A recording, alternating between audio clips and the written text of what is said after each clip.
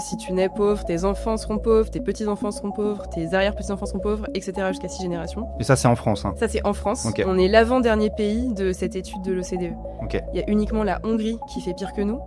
Et si tu veux te comparer, eh ben, en Espagne, il faut 4 générations en moyenne pour rattraper ce revenu médian. Et au Danemark, il faut que 2 générations. Donc tu vois, la Donc, France... Danemark, ils sont dans les premiers, c'est ça? Voilà, Ok. ouais, le Danemark est premier. Et donc vraiment, c'est te dire que on nous vend vraiment la méritocratie en France, l'école républicaine.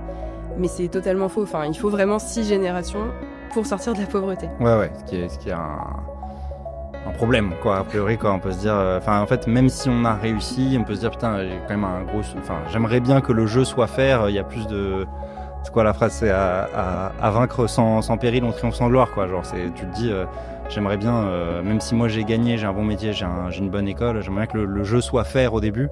Et là, les dés ont l'air assez pipés, quoi. Ils sont complètement pipés. Okay. Enfin, tu vois, moi, certes, j'ai fait HEC, c'est super, hein, mais voilà, j'ai grandi dans une famille avec 2 parents qui étaient tous les 2 en activité.